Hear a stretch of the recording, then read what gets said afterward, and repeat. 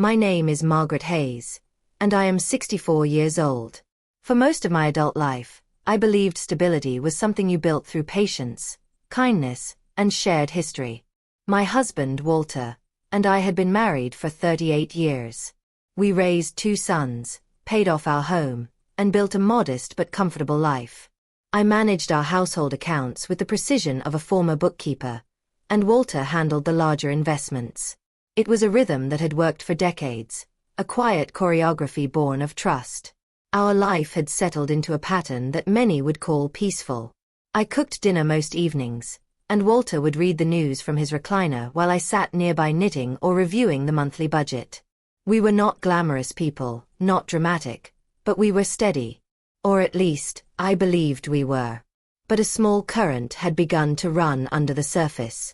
Nothing dramatic, nothing you could point to and call trouble, but a subtle shift. Walter had become secretive with his phone. Not overtly, just little gestures. A screen turned slightly away. A quick press of the lock button when I walked into a room. Long errands that never seemed urgent or necessary. And he had started making comments, gentle ones, but disquieting, about how retirement expenses sneak up on you, and how money evaporates faster these days. I would have dismissed these things, but there was something else. Our joint savings account, which we rarely touched except for home repairs or travel, had a strange dip one month. It wasn't large, maybe a few $100s, small enough to chalk up to timing or oversight. But I had never missed a number in my life. Not once. Walter brushed it aside. He said he had transferred money between accounts and must have forgotten to tell me. He laughed as though it were silly to worry about something so minor after decades of shared responsibility. But I noticed the way his laugh landed too quickly. It had no warmth. No rhythm. That night, as I lay in bed, a thought crept into my mind, unwelcome and cold. Something was wrong. Not catastrophically wrong, but enough to disturb the quiet waters of our marriage. Enough to make me listen more closely. I told myself I would keep a sharper eye on our accounts, just to be safe. Not out of suspicion, I insisted to myself, but out of diligence. After all, I was the one who tracked things. It was only natural for me to notice irregularities. But a whisper inside me, old, wise, and shaped by a lifetime of intuition, told me that the irregularities were only beginning. And though I did not know it then, the day would come when a $42,000 transaction would appear on our statement. A transaction I was never meant to see. One that Walter would claim was a simple mistake. And one I would quietly let the auditors dissect. The calm before the storm has a sound. It is not silence. No, it is something subtler. A gentle suspension of certainty. That was the sound that filled my life then, as I sat on the threshold of truth, unaware that everything I thought I understood about my husband was already beginning to shift. And as I would soon learn, betrayal is often less like an explosion and more like a slow leak that you only hear when the room has finally gone quiet. The moment everything changed arrived on an otherwise unremarkable Tuesday morning. I was seated at my kitchen table with a cup of Earl Grey, reviewing our monthly statements. It was a routine I had performed for decades. My notebook was open, my pen poised, and the soft morning light filtered across the pages. There was nothing anxious or dramatic about my mood. It was just another morning. Until it wasn't. As I scrolled through the online banking portal, my eye caught a number so large it didn't register at first. $42,000. I blinked. The number remained. The transaction was marked as a transfer, to an account I didn't recognize. I felt something inside me still. Not panic. Not yet. Just the stillness that precedes shock. I clicked for details, and the information that appeared made my mouth go dry. The transfer had been initiated 3 days prior. On a Saturday morning when Walter had said he was heading to a hardware store to pick up screws to fix the deck. He had been gone longer than a hardware run should take, but I hadn't questioned it. Not then. Now the pieces shifted in my mind with unsettling clarity. I sat back, staring at the screen, the soft hum of the refrigerator suddenly too loud. My tea had gone cold. My hands felt strangely detached from my body. I pulled up the rest of the month's activity. Several transactions between our accounts had been made in recent weeks. Small ones, a few hundred here, a couple thousand there. Transfers I had not authorized. Transfers that had quietly adjusted balances, just enough to obscure the larger movement.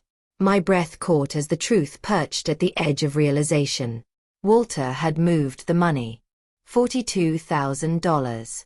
From our joint savings. Without a single word to me. I stood up slowly, as though the ground beneath me might shift. I walked to the living room, where Walter sat half watching the morning news. He looked up with an expression that was almost too casual, too neutral. I asked him about the transaction. His reaction was immediate and practiced. "Oh," he said, waving his hand dismissively. It was a mistake. I transferred it to the wrong account. I was helping Tom reorganize some investment paperwork. Meant to move money from his business account and must have typed in hours. Silly slip. Tom was an old friend of his, one who had made several questionable business decisions over the years. We had lent him money before, too much in my opinion, but Walter insisted he was a good man who just hit rough patches. A mistake, Walter said. He promised he'd reverse it as soon as he had a minute. But there was something in his voice I had not heard in 38 years of marriage. A thinness. A crack. He would have expected me to accept it. The Margaret of 5 years ago might have. But the Margaret standing before him now felt the early rumblings of betrayal. Something deep within me warned that this explanation was not merely insufficient. It was fabricated. Walter returned to his news program, but his hand trembled as he lifted his coffee. I returned to the kitchen table, sat down, and stared at the banking screen. Not with fear this time, but with awakening. Whatever this was, it was not a mistake. And it was only the beginning. To understand the weight of the moment, you need to know the truth I hadn't spoken aloud for years. Walter had always walked a tightrope between responsibility and temptation. Most of our marriage had been stable, even good, but there had been cracks. Not affairs. At least, not the kind you first imagine, but financial impulsiveness. Early in our marriage, he lost several $1,000s in a risky investment his coworker pitched to him. Later, he borrowed from our savings to help his brother start a landscaping business that folded within 18 months. And then there was the time he drained our vacation fund to invest in some online startup he barely understood. That one stung, because I had spent years saving for a trip we never took. Every time, Walter came to me afterward with apologies that sounded sincere, and perhaps they were. He'd swear he had learned his lesson, that he wanted to be better. And I, believing in partnership and wanting to preserve our home, forgave him. Or at least I tried to. But I began creating personal boundaries. Precise record-keeping. Periodic audits, not of him, but of our accounts and my own expectations. I stopped assuming that his choices were always responsible. I loved him, but I learned to keep my eyes open. As the years passed, Walter calmed down. Or I thought he did. But looking back, I wonder if he simply became better at keeping certain things to himself.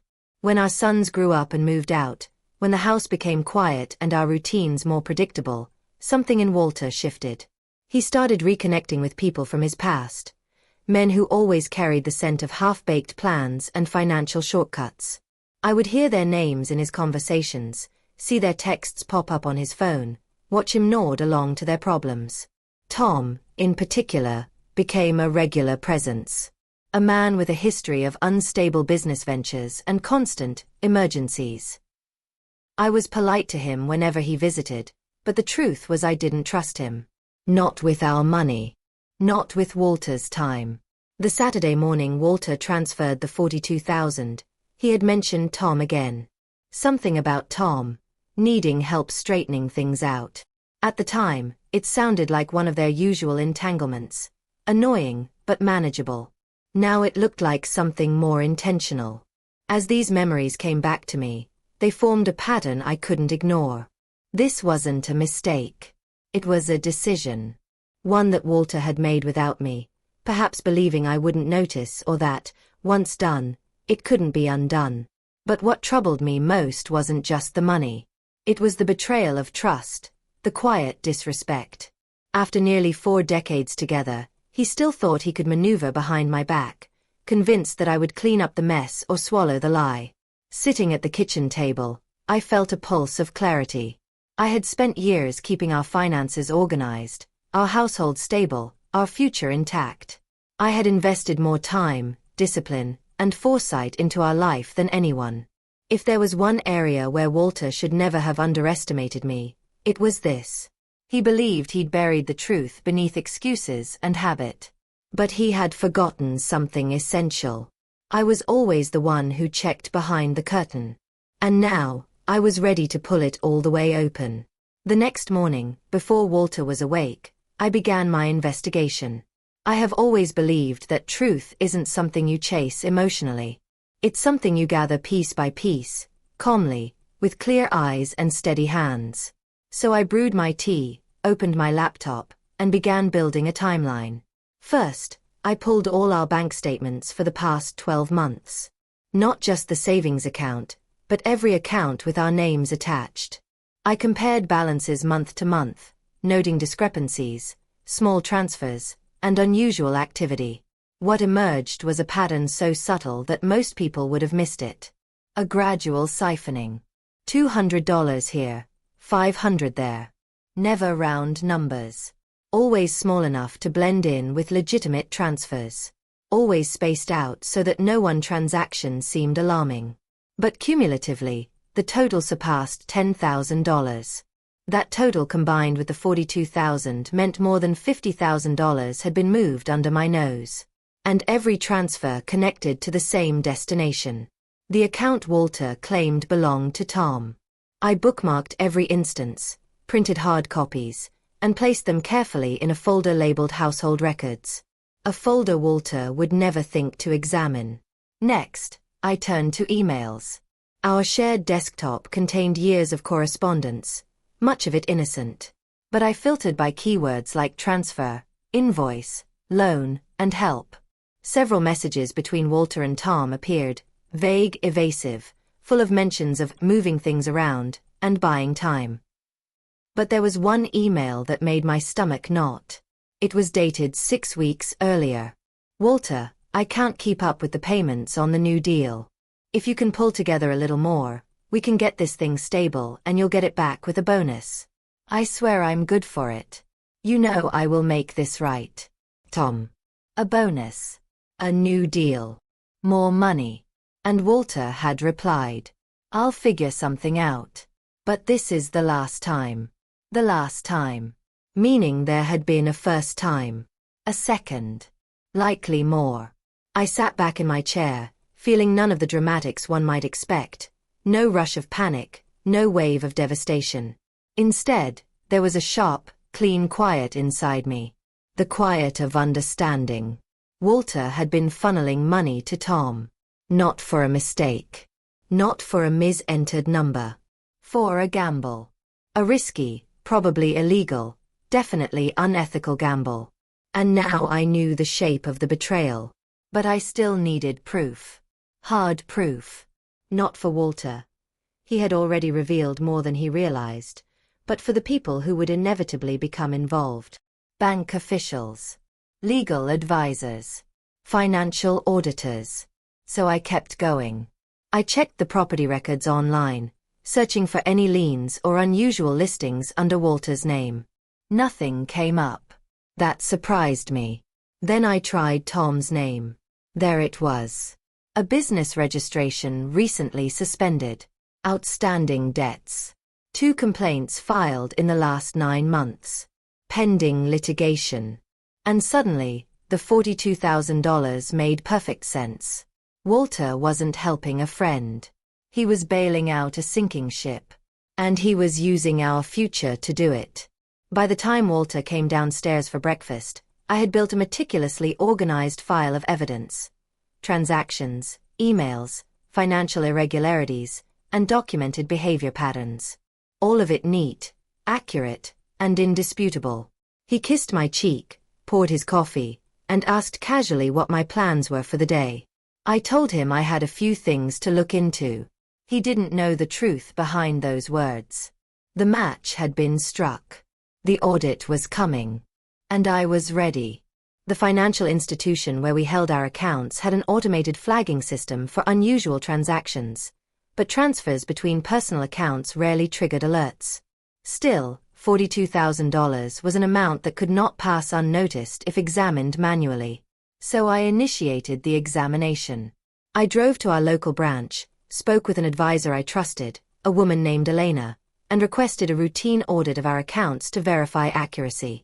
I explained that I was preparing for long-term estate planning and needed everything to be perfectly documented. It was the truth, just not the whole truth. Elena agreed immediately. She knew I was thorough.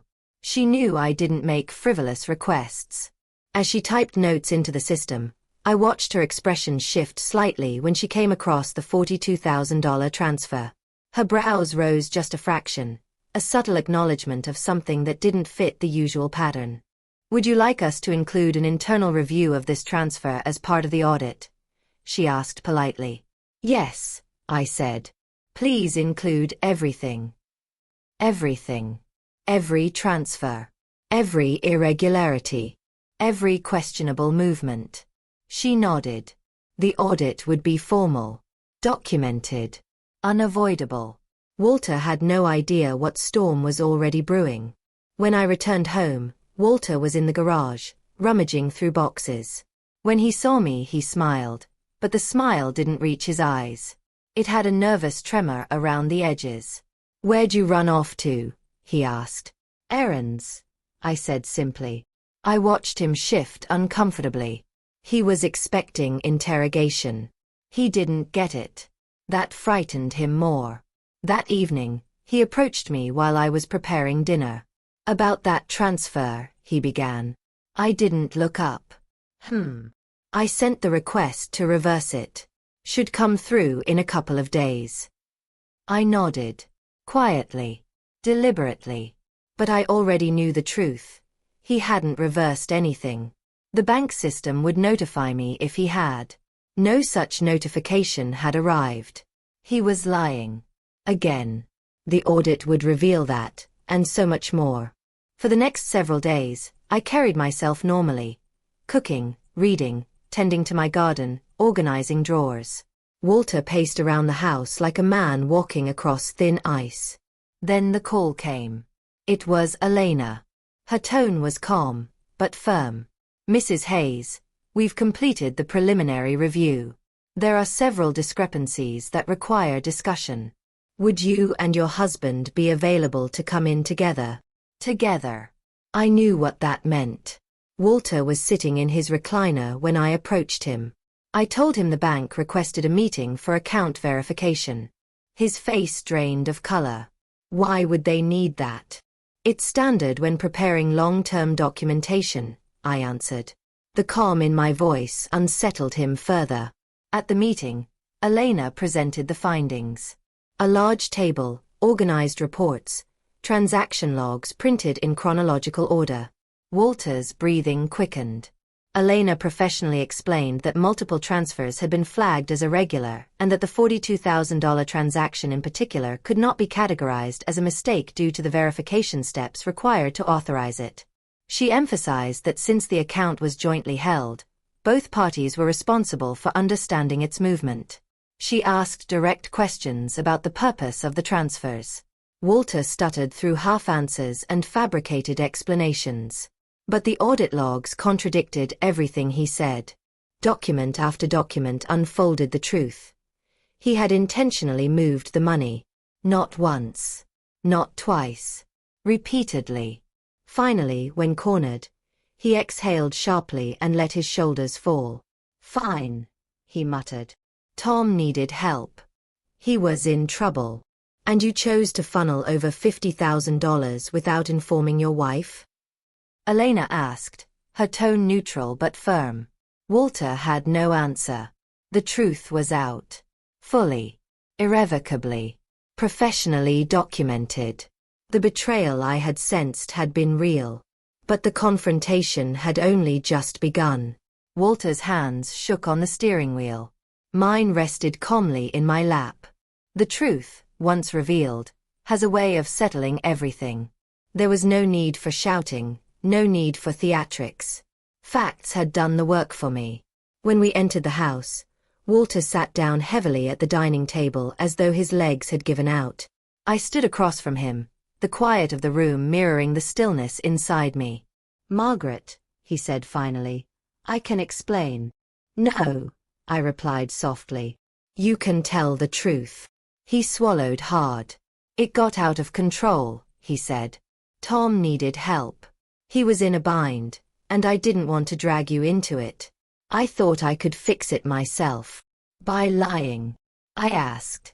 He winced. "I didn't lie. Not at first. I just didn't tell you." "Not telling is a form of lying," I said gently. "Especially when it involves our future."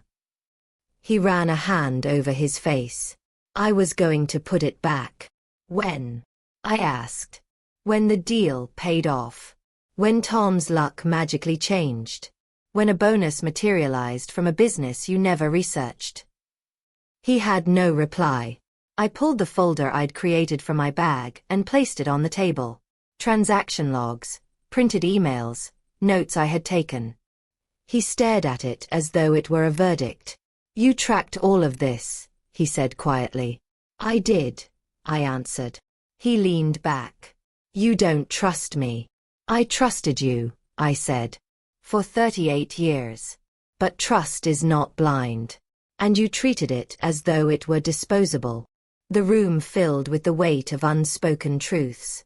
"You could have come to me," I continued. "You could have explained Tom's situation. You could have asked for a discussion. Not permission. A discussion. But instead you chose secrecy. Deception. You betrayed the foundation of our marriage." His voice cracked. "I thought I was protecting you."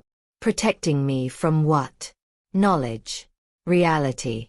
My own agency. I didn't want you to worry." "Worry," I repeated. "Walter, you stole from our future. You gambled with our security. You didn't avoid my worry. You created it." Silence settled again. Finally, he said, "What happens now?" I took a deep breath. My revenge was not cruel, not vindictive.